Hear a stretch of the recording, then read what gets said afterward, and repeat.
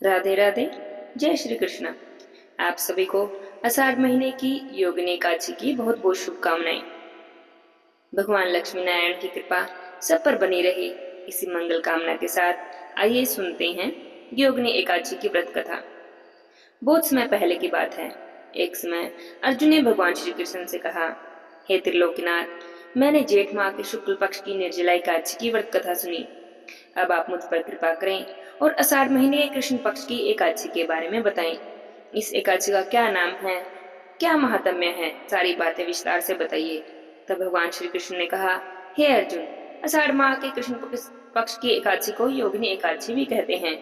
इस एकादशी के व्रत से सभी पाप नष्ट हो जाते हैं। यह व्रत इस लोक में भोग और प्रलोक में मुक्ति देने वाला है। यह एकादशी तीनों लोकों में प्रसिद्ध है। इस एकादशी का व्रत करने से सभी पाप नष्ट हो जाते हैं। हे अर्जुन, ध्यान से सुनो। मैं पुराणों में कही हुई कथा तुमसे कहता हूँ। बहुत समय पहले कुबेर नाम का एक राजा था, जो अलकापुरी नाम की नगरी में राज्य करता था। वह राजा बड़ा शिव भक्त था। उसका हेममाली नाम का एक सेवक था, जो कि यक्ष था।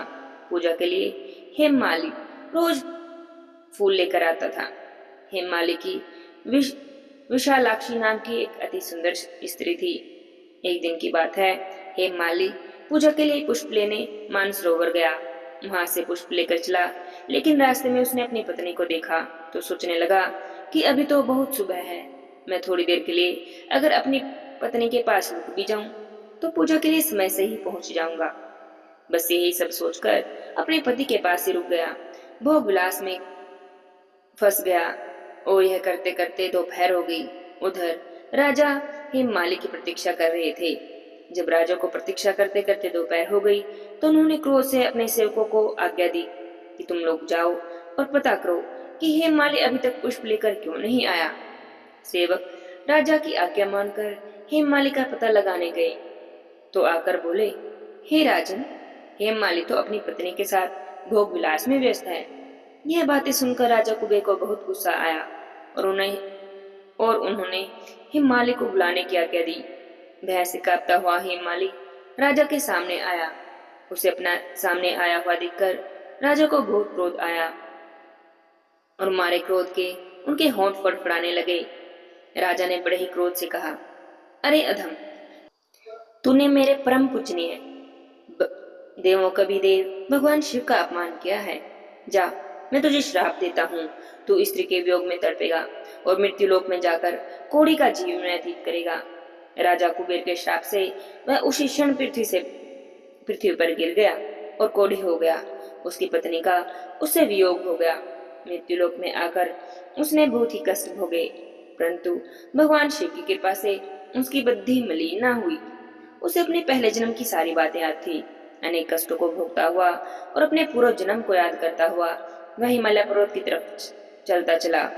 चलते चलते मार्कंडेय ऋषि के आश्रम में पहुंच गया। मार्कंडेय ऋषि अत्यंत वृद्ध और तपस्वी थे, दूसरे ब्रह्मा जी के समान प्रतीत होते थे। उनका वह आश्रम ब्रह्मा जी की सभा के समान ही शोभा देता था। ऋषि को देखकर हेममाली आश्रम में गया और ऋषि को प्रणाम करके उनके चरणों में गिर गया। हेममाली को देखकर मार्कंडेय ऋषि ने कहा कि तुम कौन हो और तुमने ऐसे कौन से कर्म किए हैं जिससे तुम कोढ़ी हो गए हो और भयानक कष्टों को भोग रहे हो। महर्षि की बातें सुनकर हेममाली ने कहा, हे मुनिवर, मैं राजा कुबेर का अनुचर था। मेरा नाम हेममाली था। मैं प्रतिदिन मानसरोवर से पुष्प लाता और शिव पूजा के समय राजा कुबेर को दिया करता था। एक दिन की बात है कि मैं पुष्प लेकर चला, लेकिन अपनी पत्नी सुख में फंस जाने के कारण मुझे समय का ध्यान ही नहीं रहा और दोपहर हो गई। मैं पूजा के लिए पुष्प लेकर नहीं गया तो राजा को बड़ा ही क्रोध आया और उन्होंने मुझे श्राप दे दिया कि तुम अपनी स्त्री का वियोग भोगोगे और मृत्यु लोक में जाकर कोढ़ी बनकर दुख भोगोगे। इसी कारण से मैं कोढ़ी हो गया हूँ। इस पृथ्वी पर आकर भयंकर कष्ट भोग रहा हूँ। आप कृपा करें और मुझे कोई ऐसा उपाय बताएं जिससे मेरी मुक्ति हो सके। मार्कंडेय ऋषि को उस पर दया आ गई और वे कहने लगे, हे माली, तुमने मेरे सम्मुख सत्य वचन कहे, इसलिए मैं तुम्हारे उद्धार के लिए एक उपाय बताता हूँ। आषाढ़ महीने के कृष्ण पक्ष की एकादशी का नाम योगिनी एकादशी है।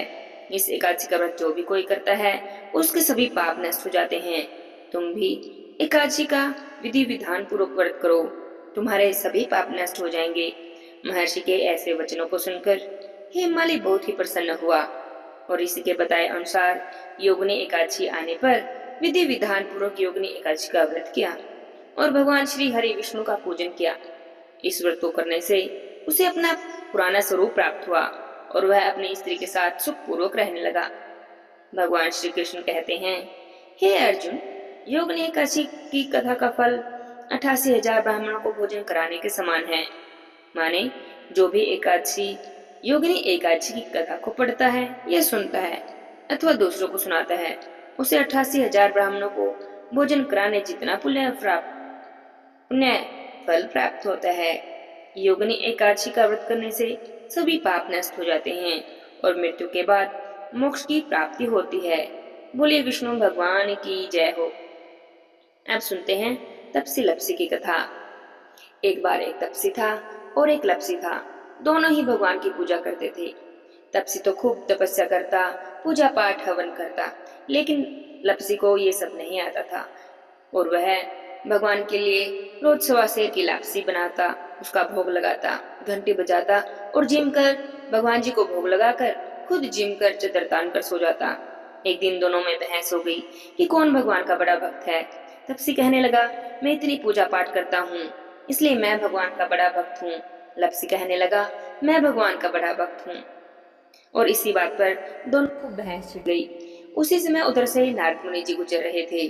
दोनों की आवाज सुनी तो उनके पास आकर उनके झगड़े का कारण पूछा। दोनों ने अपनी अपनी बात कह सुनाई। तपसी कहने लगा, मैं भगवान का बड़ा भक्त हूँ, मैं खूब पूजा तपस्या करता हूँ। लपसी कहने लगा, मैं भगवान को रोज लापसी का भोग लगाता हूँ इसलिए मैं भगवान का ज्यादा बड़ा भक्त हूँ। उनकी बातें सुनकर नारद मुनि जी ने कहा कि तुम आपस में झगड़ा मत करो, मैं कुछ ही दिनों में तुम्हारी समस्या को भी सुलझा दूंगा। दोनों को भगवान की वाणी पर पूर्ण विश्वास था और दोनों ने उनको हाथ जोड़कर प्रणाम किया और अपने अपने नित्य नियम कार्य करने लगे। नारद मुनि जी भगवान भी वहां से अंतर्ध्यान हो गए। कुछ दिनों के बाद नारद मुनि ने अपनी माया से दोनों के रास्ते में एक एक हीरे की अंगूठी डाल दी। जब तपसी सुबह नहाने के लिए नदी की ओर जाने लगा तो उसे अपने रास्ते में एक बड़ी ही सुंदर अंगूठी दिखाई दी। उसने अंगूठी को देखकर सोचा, अरे लगता है यह तो बड़ी महंगी अंगूठी है, इसे बेचकर तो खूब धन आएगा और इसे बेचकर जो भी पैसे मिलेंगे मैं तो उससे खूब तपस्या करूंगा, हवन करूंगा, पूजा पाठ करूंगा और इस तरह मैं ही भगवान का बड़ा भक्त कहलाऊंगा। और यह सोचकर उसने अंगूठी को उठा लिया और अपने साथ घर ले आया।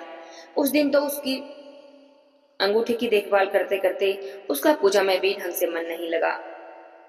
थोड़ी देर के बाद जब लपसी नहाने के लिए गया तो उसे भी अपने रास्ते में एक वैसे ही हीरे की अंगूठी पड़ी दिखाई दी और उसने अंगूठी को देखकर सोचा, अरे ना जाने किसकी अंगूठी गिर गई है, जिसकी भी गिरी होगी वह तो बड़ा ही दुखी होगा। और उसने सोचा कि मैं इसको पास के ही मंदिर में रखता हूँ। जो भी कोई भगवान से प्रार्थना करने के लिए आएगा और अपनी अंगूठी को देखकर पहचान लेगा।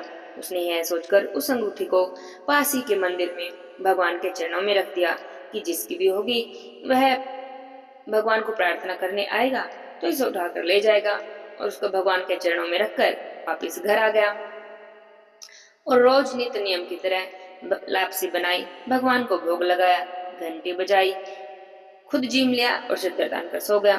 अब थोड़ी देर के बाद नारद मुनि जी भगवान पधारे। दोनों ने उठकर भगवान को प्रणाम किया तो जैसे ही तपसी उठा उसके पैर के नीचे से तो अंगूठी दिखी। तो उस अंगूठी को देखकर नारद मुनि जी भगवान कहने लगे, देख तपसी, तूने इतनी तपस्या की लेकिन फिर भी तेरे मन का लालच नहीं गया, जिससे तेरी सारी पूजा पाठ और उसका फल सब नष्ट हो गया।